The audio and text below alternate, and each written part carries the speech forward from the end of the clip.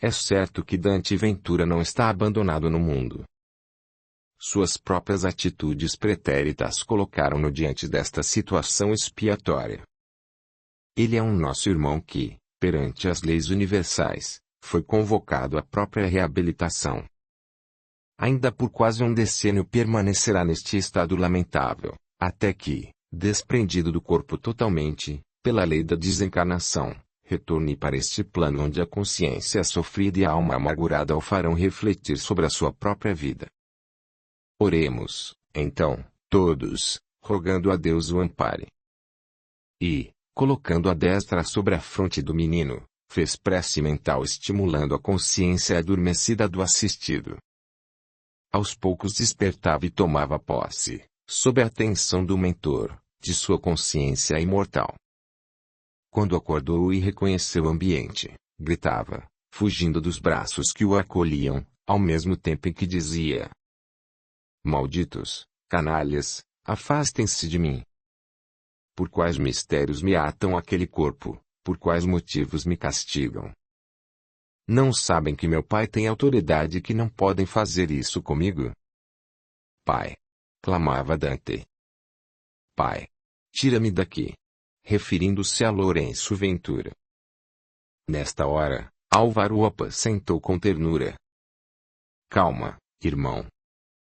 Não somos carrascos, não estamos aqui para maltratar-te, e sim para envolver-te no mais puro carinho e nas mais sinceras vibrações.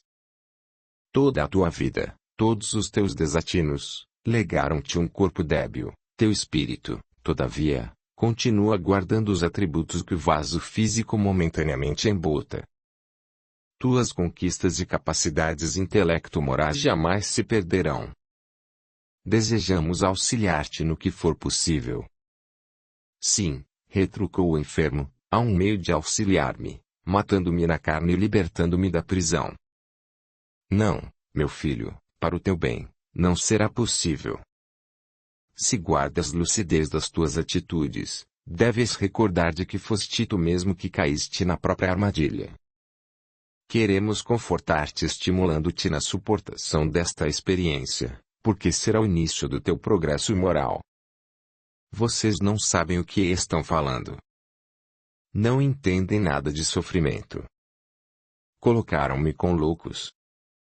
Todos os dias, eles me torturam, diuturnamente me açoitam, chamam os vizinhos para debocharem de mim, como se eu fosse uma fera exótica, uma aberração da natureza. Eu desejo me locomover, mas as pernas atrofiadas não atendem ao meu comando, eu quero falar, mas a língua trava e os dentes me torturam.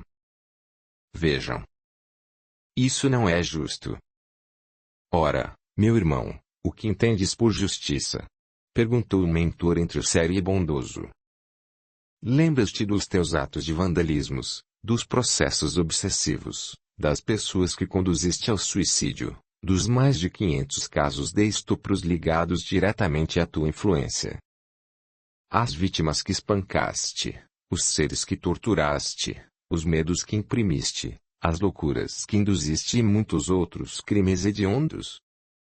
Durante anos foste o representante da iniquidade, agora é a própria vida que te exige a reparação.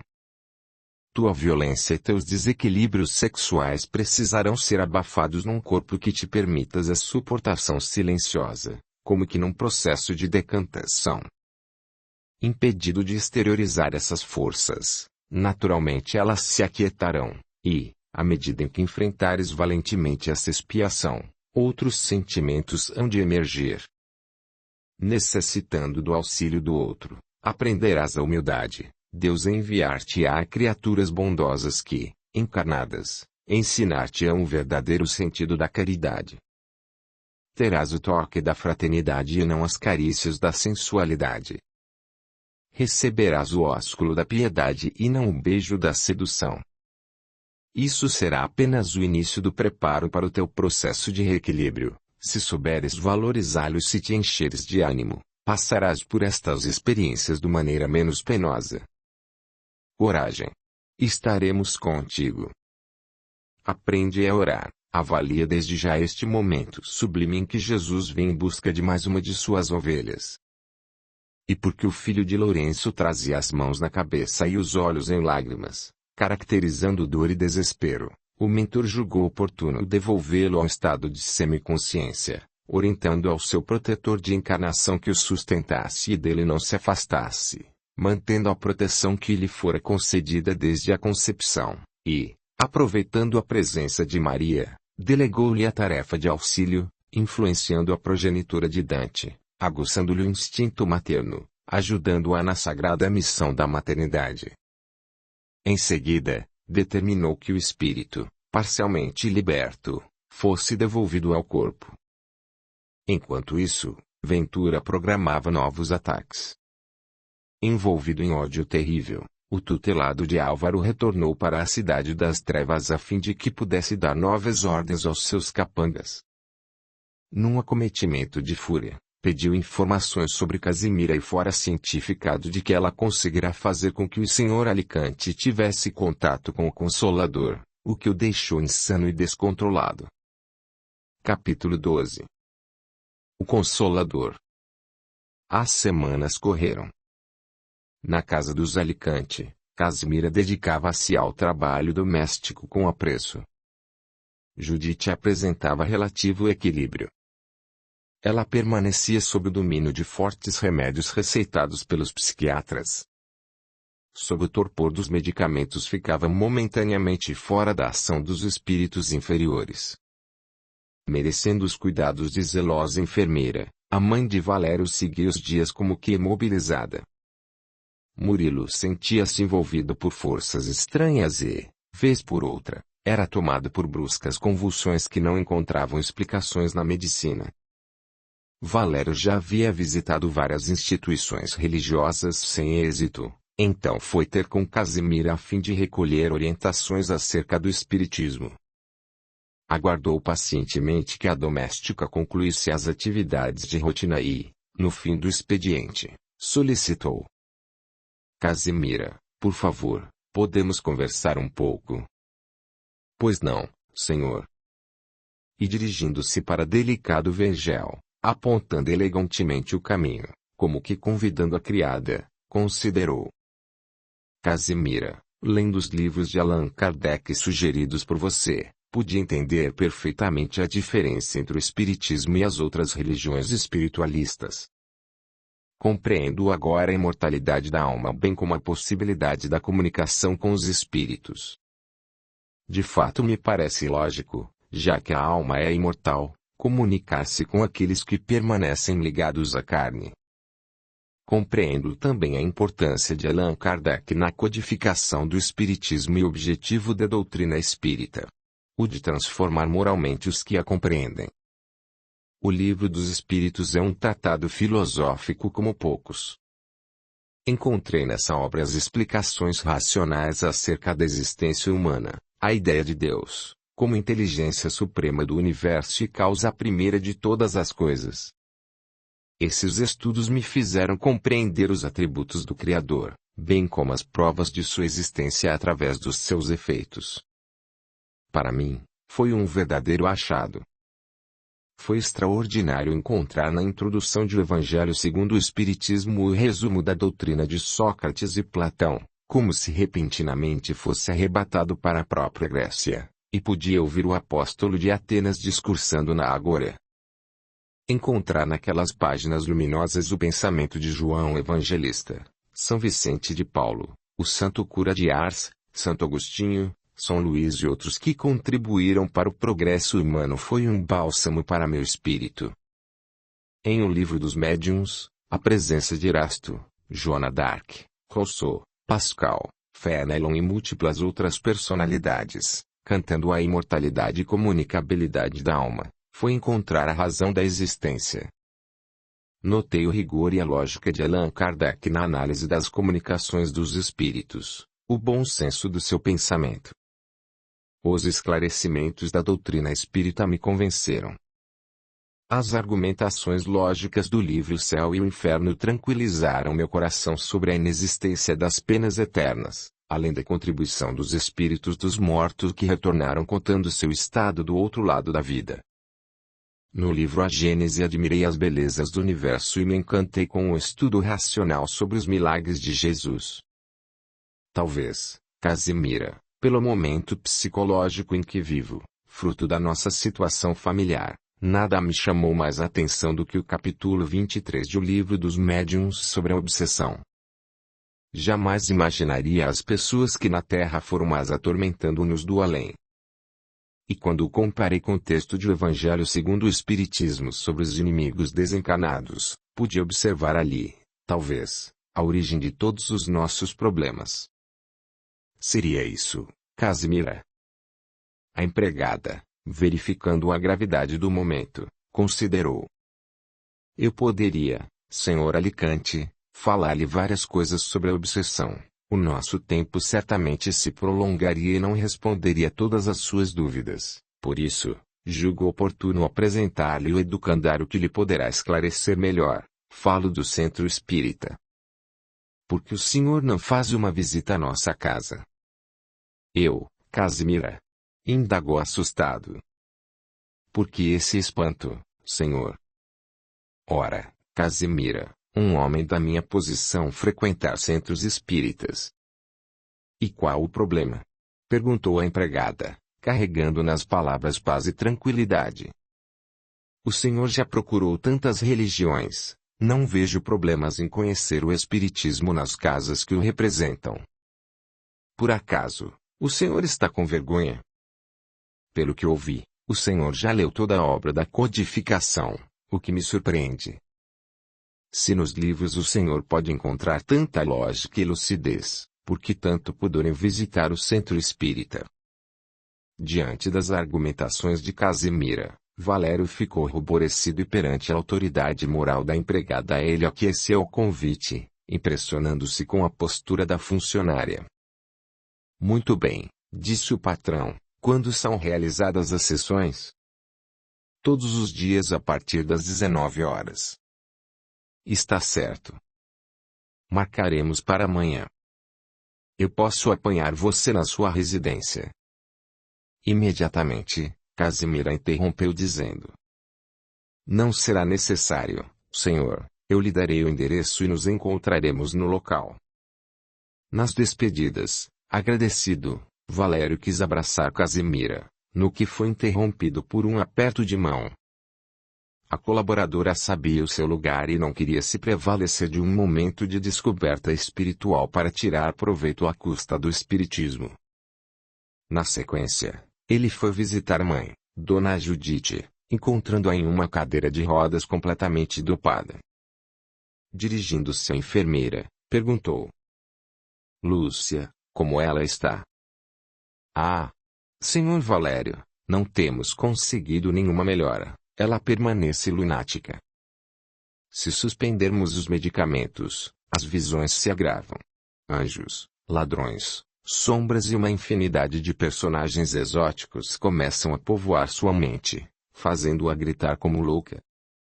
O psiquiatra recomendou internação, não é certo tratarmos Dona Judite assim. Ela necessita de tratamento especializado. Temo que, se um surto qualquer acontecer, ela poderá jogar-se pela janela, nos agredir e receio até por Murilo. Sei que esses distúrbios mentais podem ser hereditários e, talvez, Murilinho esteja indo pelo mesmo caminho.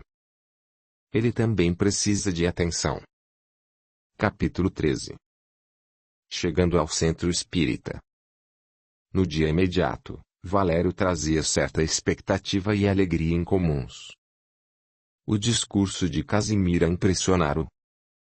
Apesar da gravidade da sua conduta e da condição séria de seu caráter, ansiava pela visita. Na hora aprazada compareceu ao endereço que lhe fora fornecido e lá estava sua colaboradora, discreta e sorridente. A construção do centro espírita impressionava pela simplicidade. Não havia ostentação. Notava-se a arquitetura planejada e tudo parecia elaborado para favorecer o acolhimento e o aprendizado. A estrutura assemelhava-se ora a um educandário, ora a um hospital. Valério radiografava cada centímetro, observava em minúcias os trabalhadores, identificados apenas por discreto crachá com nome e função, mas sobretudo por respeitável e afetuoso sorriso.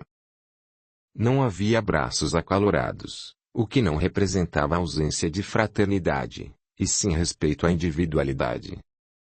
Os cumprimentos eram livres da euforia desportiva e os gracejos eram dos mais delicados e polidos. Valério entendeu logo que aquela congregação procurava estimular a naturalidade e a disciplina no trato das questões espirituais. Espantou-se porque os tarefeiros do centro não usavam uniformes, falavam em tom de voz modulado à discrição, as vestimentas eram sóbrias, sem os rigores dos puritanos. As mulheres não desfilavam ostentando sapatos barulhentos e roupas de grife, os homens, do mesmo modo, ocupavam-se com a circunspecção, vários se dedicavam à leitura silenciosa e reflexiva enquanto esperavam pelo atendimento, muitos, porém, colaborando nas atividades de recepção e acolhimento dos que chegavam. Parecia em tudo haver uma preocupação com o outro, cuidado. A atitude de todos revelava um ambiente no qual o sagrado era espontaneamente respeitadas por meio do entendimento de que o centro espírita é uma escola para o espírito e um hospital para a alma. Atmosfera em que exércitos invisíveis laboram promovendo o bem e estimulando a paz.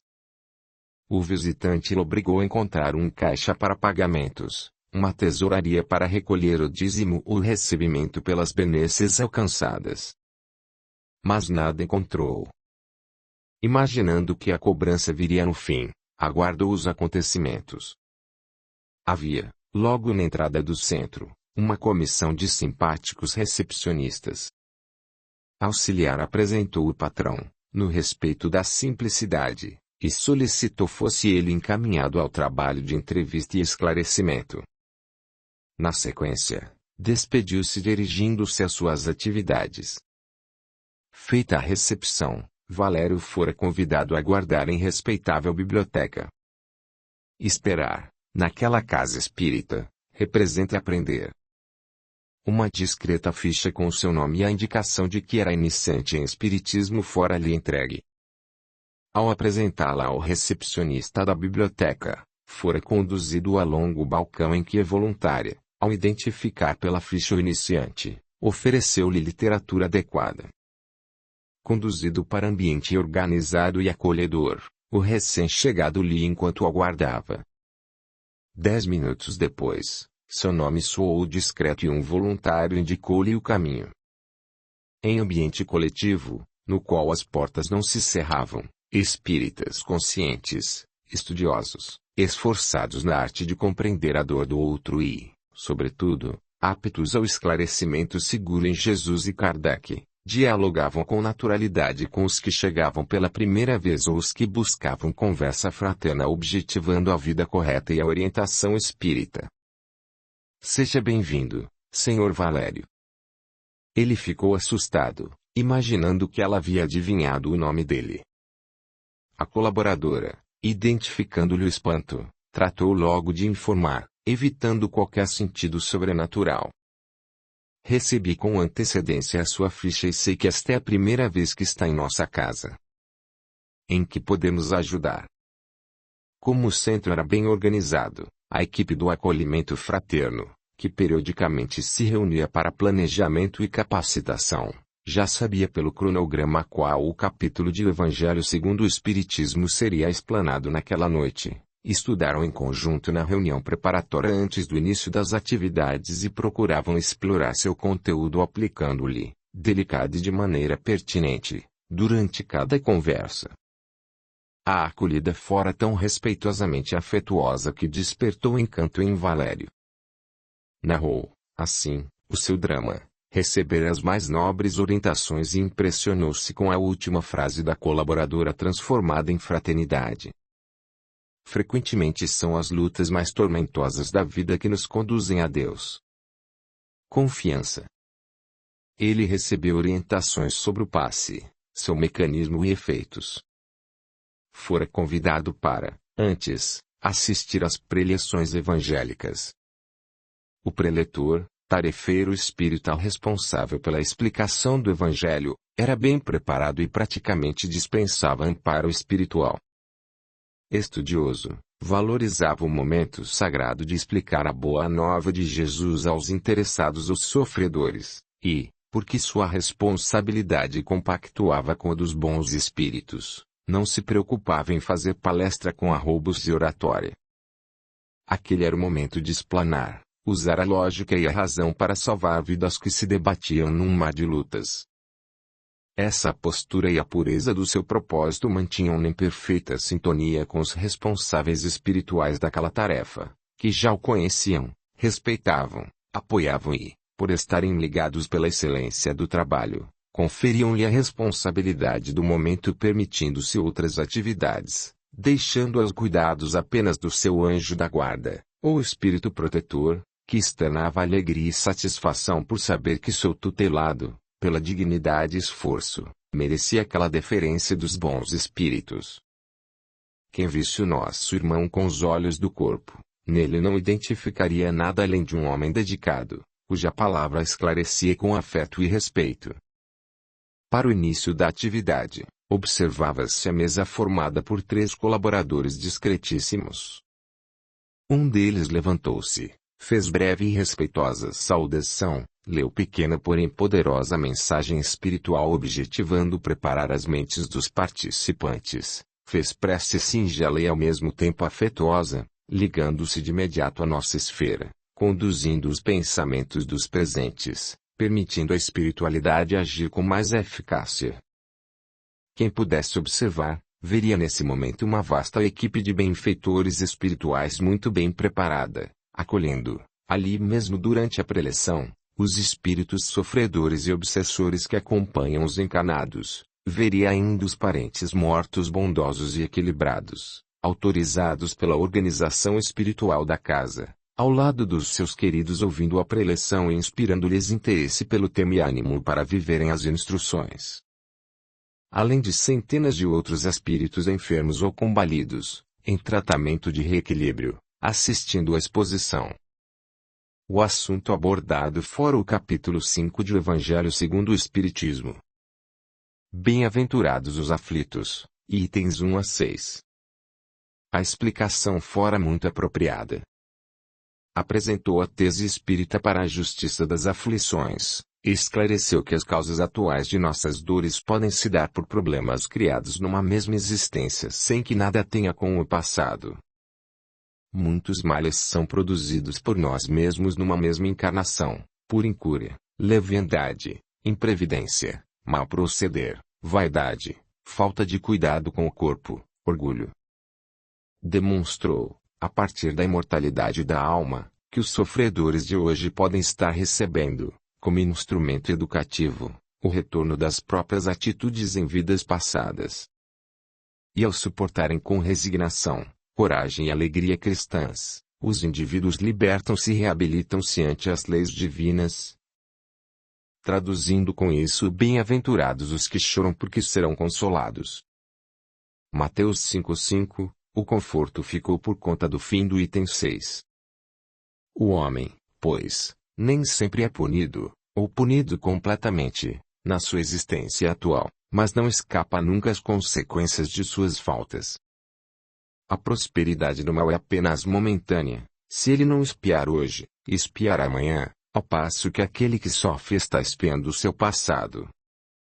O infortúnio que, à primeira vista, parece imerecido tem sua razão de ser, e aquele que se encontra em sofrimento pode sempre dizer: perdoa-me, Senhor, porque pequei. Capítulo 14. Ação espírita.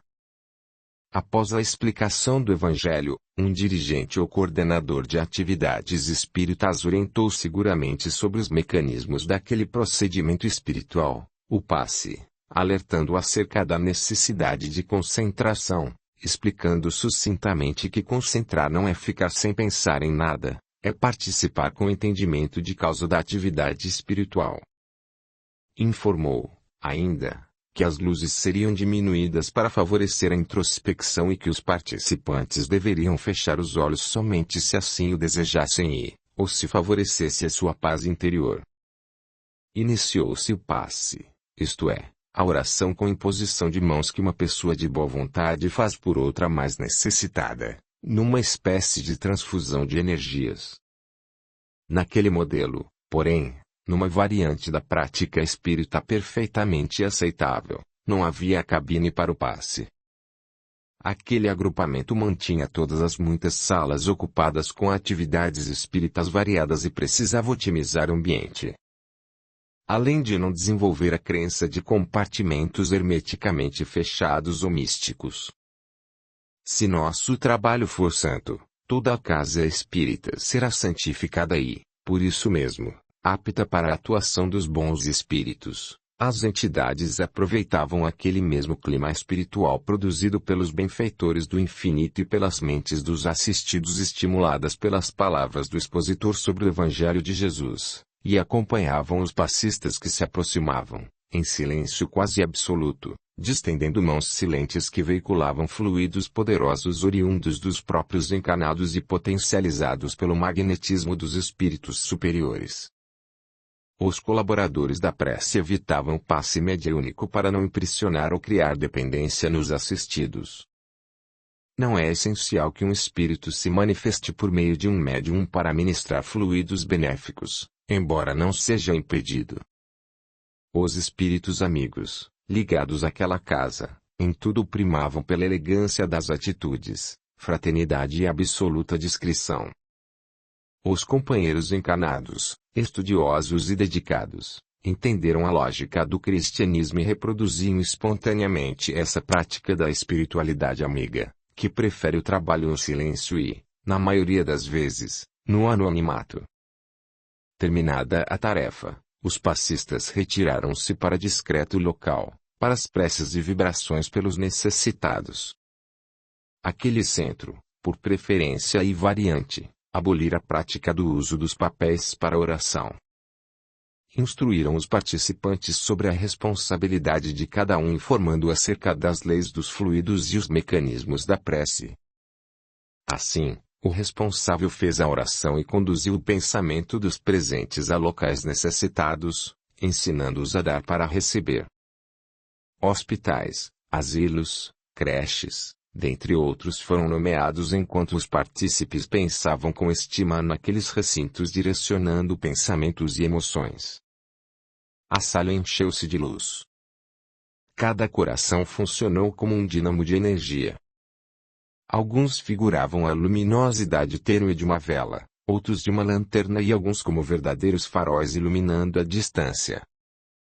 Após esse breve período, o dirigente solicitou que cada um pensasse na sua residência ou nos casos particulares que desejavam auxílio. Valério, encantado com tanta simplicidade, envolvido com as explicações lúcidas do Evangelho, pensou em Murilo, Judite e Catarina com as forças mais poderosas de um pai, filho e esposo. Como se o sol surgisse repentinamente de nuvens densas, uma luminosidade fez-se, permitindo aos bons espíritos agirem mais e melhor. A residência de Valério fora tomada por intensa luz interpretada pelos obsessores como desagradável descarga elétrica afugentando-os de lá. Álvaro e o protetor de Valério conseguiam agora autorização das leis divinas para ajudarem de maneira mais efetiva, uma vez que o Senhor Alicante fornecia a ação moral que o colocara em sintonia com esferas maiores, trazendo uma natural proteção para ele e a família. Terminada a reunião, ele estava renovado. Procurou alguém para pagar e decepcionou-se. Tudo era gratuito.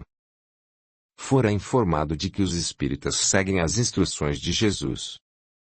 De graça recebestes, de graça dai. Mateus 10:8, desejou fazer uma doação, era uma maneira elegante de pagar, mas do mesmo modo fora recusado. Recomendaram que continuasse a receber o passe durante cerca de 4 semanas para então ter uma nova conversa, e que efetuasse a matrícula no curso de Espiritismo. Ele inscreveu-se de imediato para outro dia e passou a frequentá-los com assiduidade. De volta à casa, encontrou Murilo mais animado, Judite mais calma e Catarina ausente. Comoveu-se e entendeu que de fato Jesus é o caminho da verdade e da vida. Na sala do grupo mediúnico de Casimira, para o qual os amigos espirituais encaminhavam os casos para desobsessão, o clima era dos mais nobres. Após a primeira parte de estudos, os medianeiros preparavam-se para o intercâmbio com a espiritualidade. Casimira tomou o cuidado de incluir a família Alicante nos registros graves de obsessão. O dirigente fez triagem rigorosa dos casos para efetivo auxílio e acompanhamento. Quando o relógio anunciou 21 horas, iniciou-se a sessão com prece seguida da leitura dos nomes selecionados para o trabalho. Nossa médium usou um critério ético para sua atuação como intérprete.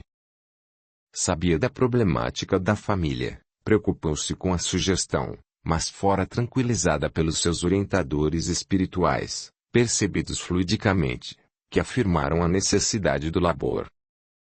Iniciados os trabalhos, espiritualmente a porta abriu-se e uma turba de adversários apresentou-se como desordeiros do além. Prontamente, poderosa força envolveu-os, e mantendo-os aos médiuns absolutamente disciplinados. É de se admirar os companheiros cuja mediunidade produz com equilíbrio. Os médiuns presentes, embora socorrendo espíritos terríveis e desequilibrados, usavam da educação mediúnica para conter os excessos dos adversários. Controlavam o corpo com vigilância e firme vontade, evitando frêmitos de arrepios, cerravam os dentes controlando os bocejos barulhentos, não alteavam a voz, não crispavam as mãos, não se lançavam sobre a mesa, não grunhiam, não doestavam sob nenhuma hipótese, não se agitavam bruscamente batendo sobre a mesa, controlavam as emoções evitando choro exagerado, e muito menos gritavam. Agiam como devem agir os médiuns espíritas, com equilíbrio e controle das manifestações. Mediunidade é coisa santa e deve ser santamente, religiosamente, praticada. O Evangelho segundo o Espiritismo, capítulo 26, item 10. Nesse exercício de amor ao próximo, não há espaço para crendices, superstições, mentiras e exibicionismo. Somente a seriedade, o recolhimento e a autoridade moral garantir-nos um amparo nas reuniões de intercâmbio. O bom médium estuda a doutrina, exercita sua faculdade e, por honradez de propósitos e disciplina espírita, facilita os graves serviços dos amigos espirituais. Médium que se contamina com o choro do espírito, reproduzindo-o superlativamente, dá mais valor às lágrimas que ao seu dever de acalmar a entidade com suas emoções e pensamentos pacificados, a fim de que ela receba, sob o concurso do equilíbrio emocional do medianeiro, o necessário esclarecimento. Médium que funga, chia, tosse, grita, agita-se desnecessariamente e valoriza muito mais a expressão gutural e corporal que a arte sublime de acolher o sofredor nas bênçãos da fraternidade, que sabe silenciar os excessos dos perturbados, para que recebam, sob poderosa afetividade mediúnica, o esclarecimento que liberta. Médium que cede às intrigas dos adversários do bem, sujeitando-se a ofender companheiros de trabalho com o fito de expor-lhes as chagas, valoriza mais as trevas que tudo confunde a luz que tudo apazigua. Irmãos médiuns, não permitais que a vossa conduta inadequada sirva de exemplo aos detratores do espiritismo. Afastai-vos das ilusões, estudai Kardec, evitai pavonearem-se usando os espíritos como meio de atração dos desocupados. Que vossa atuação seja plena do Santo Espírito que em tudo solicita a ordem para o progresso da humanidade. Os adversários da fenomenologia mediúnica encontram nos médiuns deseducados farto material para atacar as ideias que santificadas pela verdade. Trabalhai, irmãos, de modo a aperfeiçoardes a vossa prática mediúnica, recordando que mediunidade é faculdade de socorro e não um show de desequilíbrios. É ferramenta de libertação e não doença nervosa. É a oportunidade redentora e não circo de horrores para o qual se lançam os amigos da maledicência, da curiosidade e da exaltação da loucura. Aplicais sobre vós mesmos aquela severa disciplina e dizei não aos espíritos que vos querem ridicularizar. Não cedais aos caprichos do mundo espiritual inferior.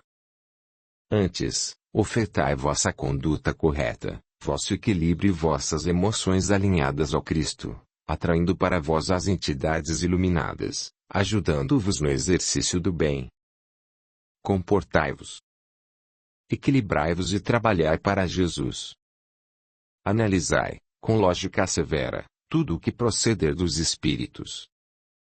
Médium educado sob o lume do Espiritismo, cuja prática é a luz do Evangelho, representa os tempos novos da doutrina espírita estudada, entendida e praticada livre dos indesejáveis condicionamentos. Por meio dessa atuação, a mediunidade será reconhecida e respeitada como tarefa de luz em ambiente de ordem e absoluto equilíbrio. Esse comportamento eminentemente espírita fazia com que aquela equipe detivesse a confiança da espiritualidade, mantendo seus nomes na lista de bons trabalhadores pelos amigos espirituais. Notava-se como alguns espíritos sentiam-se amarrados, mediante a ligação com a mediunidade e o controle moral dos intérpretes. O atendimento múltiplo em reunião de companheiros experientes e espiritualmente fortalecidos permitiu o amparo a vários comparsas de Lourenço. Diálogos dos mais belos foram travados, libertando alguns e sensibilizando outros. Os dialogadores, sob as bênçãos do Consolador, eram estudiosos da codificação, empenhados na análise do Evangelho de Jesus e não se preocupavam em doutrinar os desencanados. A tarefa era de acolhimento, ouvidoria, empatia e instrução fraternal sem a imposição e o proselitismo. Uma conversa esclarecedora entre duas pessoas, em planos diferentes, sob o concurso de um intérprete. Os colaboradores dessa área, trazendo o entendimento do labor, não tocavam nos médiuns, evitavam perfumes fortes que pudessem atrapalhar a concentração dos medianeiros, falavam com respeitosa distância ao ouvido do médium e dosavam a voz, preocupando-se até mesmo com a saúde bucal. Periodicamente capacitavam-se trocando experiências, apresentando o cerne de cada caso, buscando junto aos companheiros mais experientes os argumentos apropriados para socorrer os comunicantes. Conheciam em profundidade o processo mediúnico e, por essa razão, estavam habilitados no processo de condução de espíritos e médiuns. Uma perfeita harmonia fez-se. Os medianeiros sabiam concentrar-se e desconcentrar-se com perfeição, porque se dedicaram aos estudos das próprias faculdades mediúnicas com muito empenho, compromisso e responsabilidade. Assim, facilitavam muito o trabalho dos bons espíritos que, percebendo poderem confiar na equipe encanada, voltavam-se quase que exclusivamente ao trabalho gravíssimo de socorro espiritual. Quem observasse as manifestações mediúnicas naquele dia não poderia imaginar o longo trabalho de Álvaro e sua equipe espiritual. Os decênios de devotamento nas regiões de sombras, sensibilizando uns e socorrendo muitos, conduzindo-os aos grupos mediúnicos para que o trabalho de reerguimento moral dos espíritos contasse com a colaboração dos encanados, a fim de que também eles pudessem aprender sobre as lutas, provas, expiações e felicidades humanas do outro lado da vida. Inúmeros casos são atendidos pela espiritualidade sem o concurso da reunião mediúnica. Entretanto, ela é de fundamental importância para que a humanidade entenda a fraternidade universal como lei, compreendendo pela fenomenologia espírita que, embora Deus possa resolver todas as questões, partilha com os seres humanos o sublime labor de apoio e reerguimento aos caídos. Com esse trabalho, a humanidade fica esclarecida sobre as leis que regem o mundo espiritual, exercita o coração na caridade, estimula-se ao próprio melhoramento quando tem a oportunidade de observar como os erros no planeta e a perversidade entre as criaturas podem perturbar-nos na vida do infinito. E, sobretudo, compreender que céu e inferno não existem como locais geográficos, e sim como estado de consciência. Por esse nível de instrução e mormente pela pureza das intenções, aquele grupo oferecia largo canal para as inspirações advindas dos benfeitores espirituais, que promoviam através dele nobres atividades. Esse compromisso dos médiuns, dirigentes, Elementos de apoio dialogadores permitiam um proveitoso entrosamento entre a equipe física e a espiritual, ampliando a proteção do agrupamento e elevando os índices de socorro, libertação e aprendizado. Os amigos do infinito respeitaram os adversários do bem, nada lhes impondo. Vibrações de ternura, originadas dos corações dos elementos de apoio, verdadeiras colunas de sustentação, colaboraram imensamente para o êxito do trabalho. Os espíritos protetores de Valério, Judite, Murilo e Catarina estavam presentes acompanhando e cooperando com o socorro necessário, inspirando os dialogadores no trabalho de libertação das entidades malvadas. Casimir agiu de modo discretíssimo. Orava pelos patrões com sincera ternura. Terminada a reunião, os bons espíritos transmitiram palavras de ânimo e conforto, fortalecendo os companheiros na continuidade do serviço em nome de Jesus. Após a prece de encerramento, com os médiuns em perfeito equilíbrio, o dirigente fez comentários dos mais edificantes em torno das manifestações, ajudando a equipe encarnada no entendimento das questões relativas à obsessão e buscando a aplicabilidade das lições aprendidas na noite. Os médiuns agiam com absoluta circunspecção, narrando das comunicações apenas o necessário, evitando a exposição e o comentário sobre as chagas dos comunicantes, procurando aprender com cada drama, com cada diálogo, cujas instruções luminosas buscavam meditar no âmago do ser. Sim, era o início da libertação definitiva de Valério. Batei e vos será aberto. Mateus 7:7. Bater é símbolo de ação. Jesus ensina que é preciso agir positivamente, fazendo bem à humanidade. E essa ação, essa batida nas portas do amor por meio de mãos de trabalho, é que fará com que as portas do céu se abram para nós em efetivo socorro. Raramente a obsessão acaba sem a ação positiva e renovadora dos encarnados, colocando-os fora da ação dos adversários do bem que, em constatando a transformação real dos que eles perseguem, verificando que não mais encontram campo de ação para prejudicá-los e notando a companhia espiritual superior que os circundam, sentem-se motivados ao abandono de suas vítimas, ao desânimo por não conseguirem atingi-las ou à própria transformação pelo arrependimento. Para alcançarmos as portas do amparo espiritual é preciso saber bater, isto é, ter o conhecimento para acionar leis espirituais por meio do nosso comportamento em benefício do próximo. Agindo assim, os pórticos do equilíbrio abrir-se-ão para todos nós. Imperioso lembrar que não apenas a prática espírita, mas toda e qualquer ação religiosa verdadeira, independente do rótulo, será capaz de libertar e reabilitar os que de algum modo caíram entregando-se aos problemas da vida moral. Embora todas as religiões sérias e nobres sejam necessárias, atendendo à condição evolutiva de cada um, Deus sabe transcender as convenções humanas e acolher, em braços de luz, os que tocam a lira do amor em acordes de caridade. Vivemos tempos em que as religiões não podem mais se atacar. Forçoso o respeito para com os que pensam diferente. Que os espíritas sejam sempre o exemplo de trabalho, solidariedade e tolerância, jamais acusando, difamando ou perseguindo grupos ou filosofias religiosas. Preocupemo-nos em estudar e viver o Espiritismo para que a luz do Cristo, irradiando em revérberos de prática no bem, ilumine os que de nós se aproximarem. Capítulo 15. A tragédia de Catarina. Quase 2 anos se passaram. Valério seguia mais fortalecido.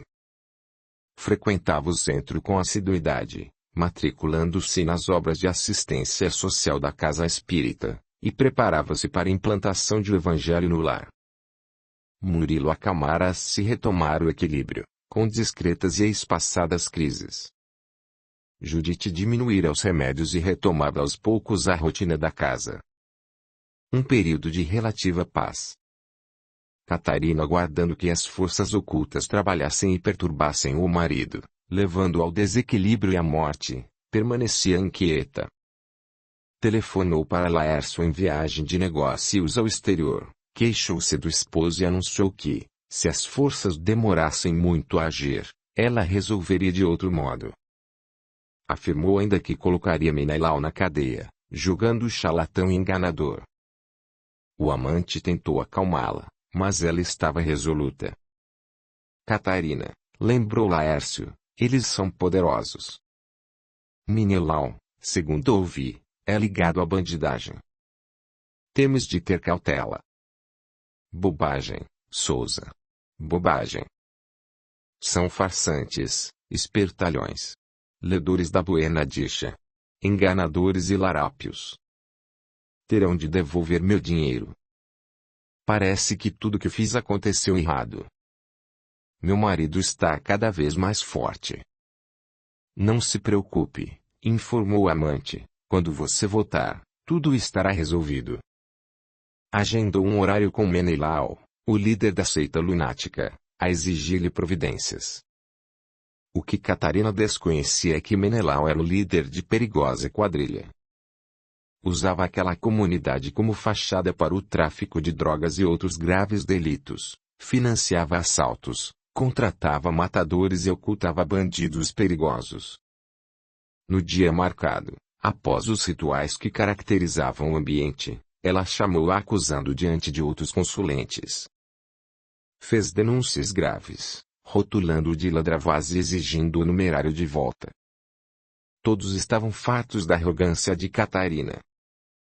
Ela ameaçou chamar a polícia e denunciar a dissimulação de Menelau, incriminando-o de charlatanismo.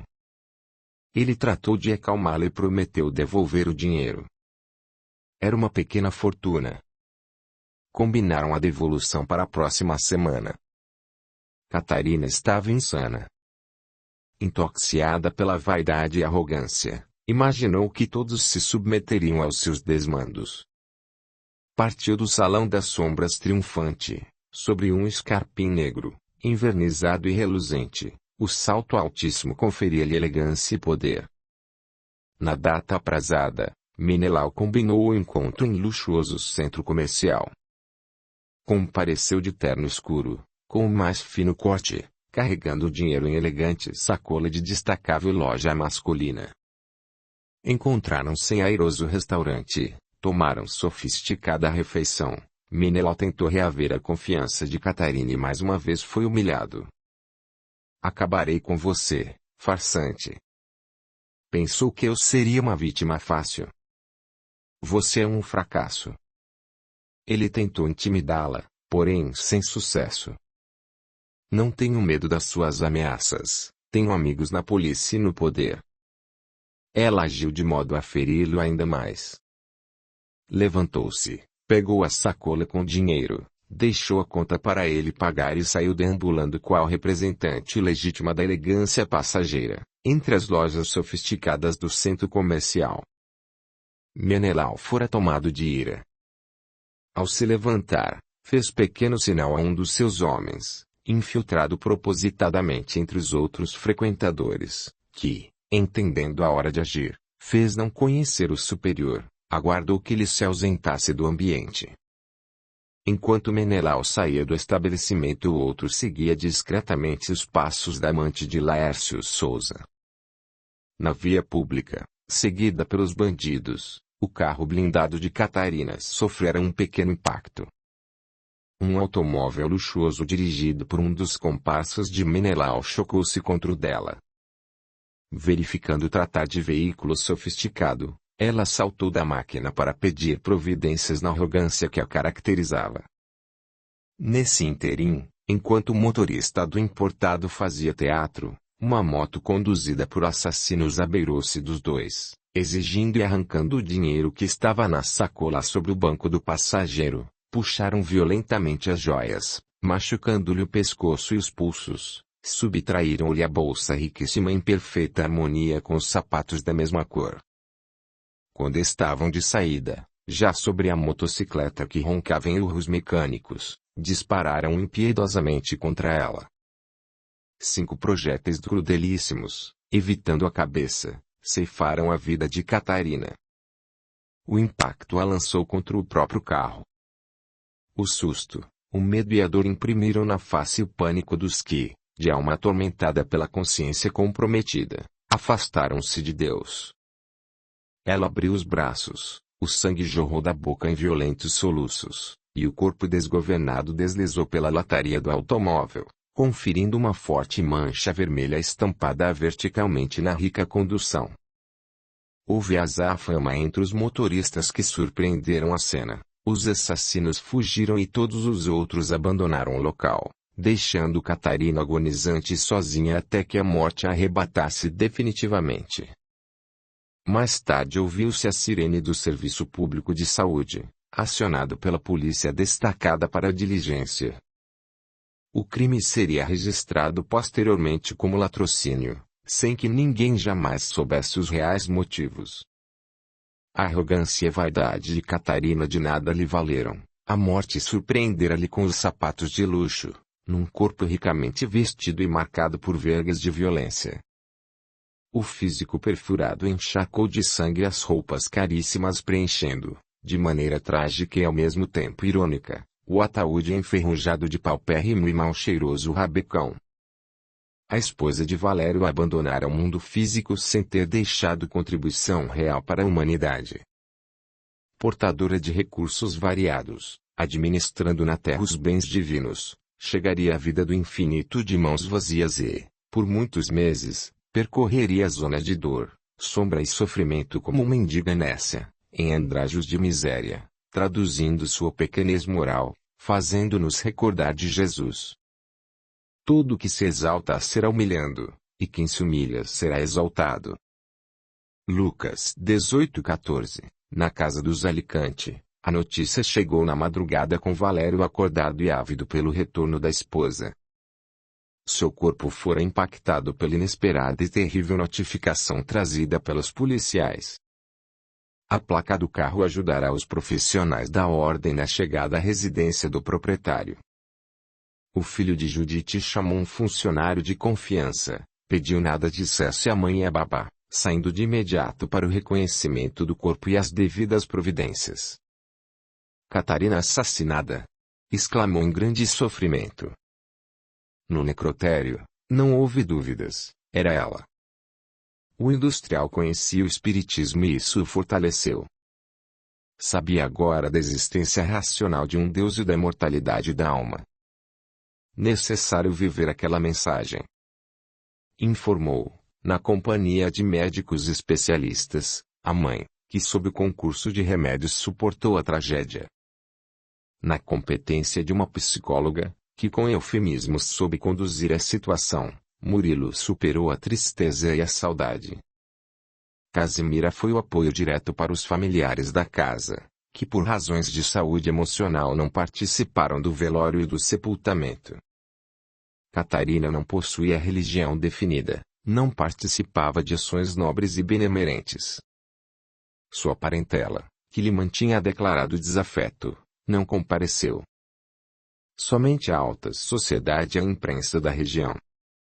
No funeral, Valério teve postura espírita.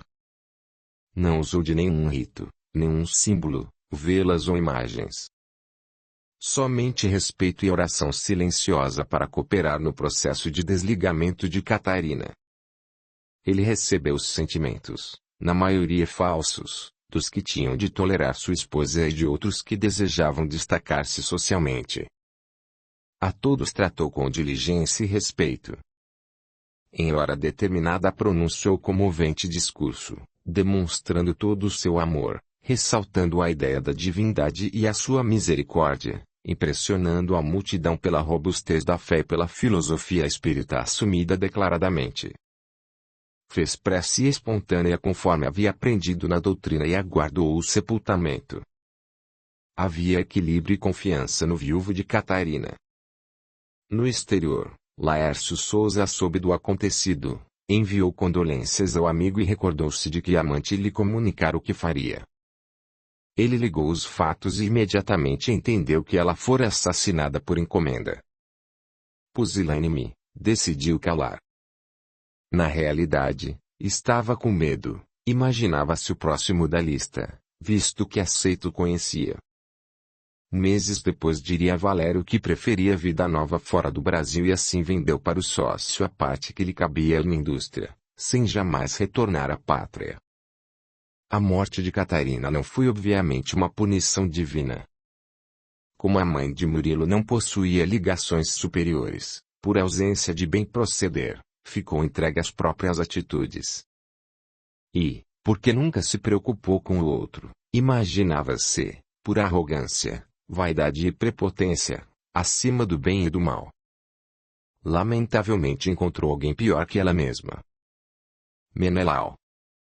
Entretanto, este último não ficaria fora das consequências geradas pela loucura, violência e insensatez. Ele era conhecido pela maldade. Agia com seus inimigos feito um uno ensandecido. Teve morte crudelíssima quando, anos mais tarde, fora traído por um dos seus e entregue nas mãos de adversários encanados que, lutando por uma posição melhor no mercado de entorpecentes, haviam-no entregue a brutais estrangeiros do tráfico internacional que, após inúmeras e terríveis torturas, separando-lhe em vida os membros do corpo, queimaram-no vivo entre gritos de maldição e vingança. Deus não descuida da humanidade, mas respeita no limite de suas leis a liberdade de ação de cada indivíduo, para que a responsabilidade traga o arrependimento, a expiação e a reparação dos erros de cada um. Até mesmo os mais perversos como Menelau e Lourenço terão seu dia de redenção. No plano espiritual, porém, os homens de ventura aguardavam Catarina. De modo geral, a misericórdia divina sempre socorria os vitimados. Mas na hora de Judite provocar aqueles acontecimentos à medida que se mancomunou com pessoas perigosas e malvadas. Não havia programação para aquela morte. Foi o resultado do livre-arbítrio mal utilizado e da incúria representando um modo equivocado de interpretar a vida. Agora, Catarina era esperada pelas sombras. Ela erra fisicamente, mas ainda não desencarnara. Pela vitalidade do corpo e por não ser vítima de fato, não se desprenderá totalmente do vaso biológico, deambulando espiritualmente no velório, em estado de perturbação e loucura, ouvindo os comentários menos felizes que dela faziam os seus inimigos. De algum modo entendeu o que acontecera aí, mesmo sentindo o desconforto e a perturbação do momento, lançava-se entre os presentes ouvindo as suas observações ferinas e risíveis, de punhos cerrados, cabeleira revolta, trazendo as marcas dos projéteis impressas no perispírito, por sua mente fixada no momento da morte, chorava, urrava, ameaçando com imprecações os presentes, que não a percebiam de maneira objetiva. Aproximava-se do caixão, apoiava-se nos bancos para subir no féretro e lançava-se no ataúde tentando acomodar-se no próprio corpo e revitalizá-lo. Tudo em vão. O vaso físico estava definitivamente morto. Olhava para Valério e o amaldiçoava. Clamava por Laércio e ouvia risos e acusações dos mortos. Entre mentes, coisas ainda mais difíceis aconteceriam. Na porta do velório, um grupo de 10 crianças apresentou-se choramingando e clamando. Mamãe, Catarina. Mamãe, Catarina.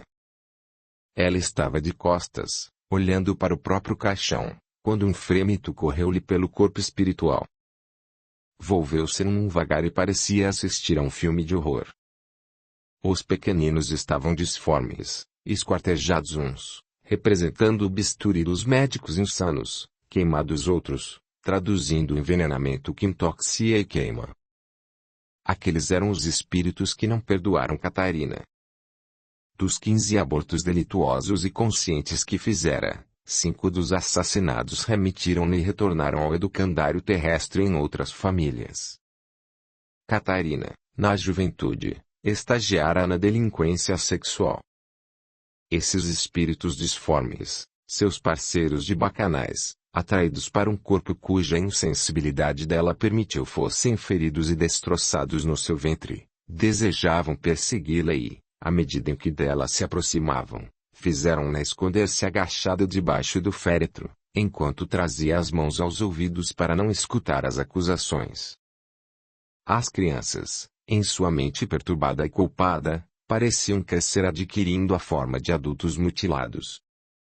Eram ainda acompanhados por dezenas de tresloucadas mulheres que, mortas sob o peso das mãos abortivas de Catarina, vinham exigir explicações.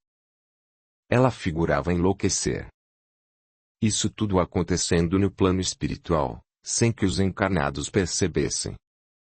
Muitos levianos presentes recolheriam em forma de mal-estar as vibrações de Catarina e atribuiriam ao ambiente carregado do cemitério, sem perceber que a falta de respeito, o gargalhar, a ironia e a maledicência colocavam-nos na linha de desequilíbrio da morta, intoxicando-os espiritualmente. O marido, porém, que com respeito orava pela esposa, permanecia, pela postura digna de cônjuge e irmão espiritual, amparado, protegido e livre das vibrações doentias da desencarnante.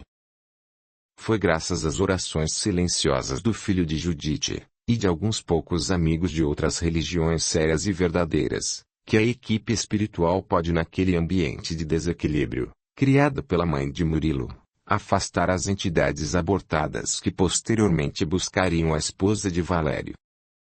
Quando o corpo fora introduzido na sepultura, ela não tolerou e perdeu os sentidos. Resistiu várias semanas aos horrores da perseguição e à tortura psicológica dos espíritos perturbados sem conseguir afastar-se do corpo no mausoléu da família.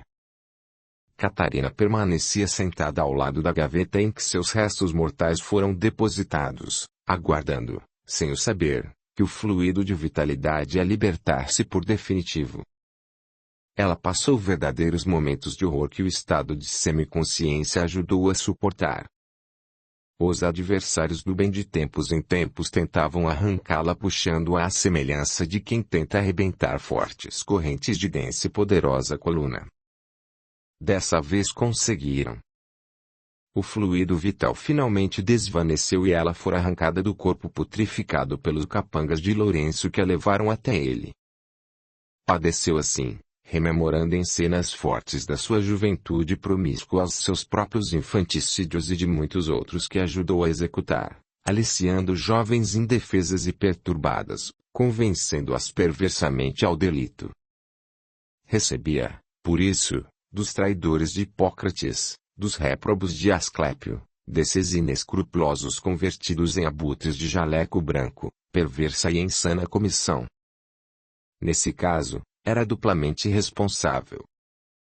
Não figurava na conta das mulheres abandonadas pelos parceiros pusilânimes, nem entre as ignorantes coagidas, humilhadas, indefesas, temerosas, violentadas que, embora sejam sempre responsáveis pela vida que carregam no ventre, terão atenuantes para apresentar diante de Deus. E, tendo sempre de reparar o mal, tem a ignorância por álibi perante o tribunal da consciência. Essas e outras poderão, se despertas para o respeito à vida, compensar o mal com o bem na mesma existência do crime. Quantas ao encararem a verdade, sinceramente arrependidas, procuram nunca mais reproduzir ou induzir o assassinato de indefesos e, ao mesmo tempo, cooperar em campanhas esclarecedoras ou congenitoras carentes, instruindo-as e favorecendo o nascimento das crianças e a sua educação. Lembremo-nos uma vez mais da carta de Pedro. O amor cobre uma multidão de pecados.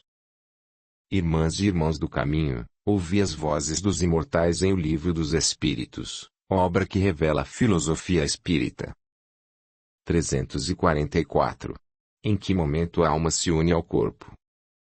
A união começa na concepção, mas só é completa por ocasião do nascimento. Desde o instante da concepção, o espírito designado para habitar certo corpo a este se liga por um laço fluídico, que cada vez mais se vai apertando até o instante em que a criança vê a luz. O grito, que o recém-nascido solta, anuncia que ela se conta no número dos vivos e dos servos de Deus. 358. Constitui crime a provocação do aborto, em qualquer período da gestação. Há crime sempre que transgredis a lei de Deus. Uma mãe, ou quem quer que seja, cometerá crime sempre que tirar a vida a uma criança antes do seu nascimento, porque impede uma alma de passar pelas provas a que serviria de instrumento o corpo que se estava formando. 359. Dado o caso que o nascimento da criança pusesse em perigo a vida da mãe dela, haverá crime em sacrificar-se a primeira para salvar a segunda. Preferível é se sacrifique o ser que ainda não existe a sacrificar-se o que já existe. Quer apoiar o canal? Seja membro.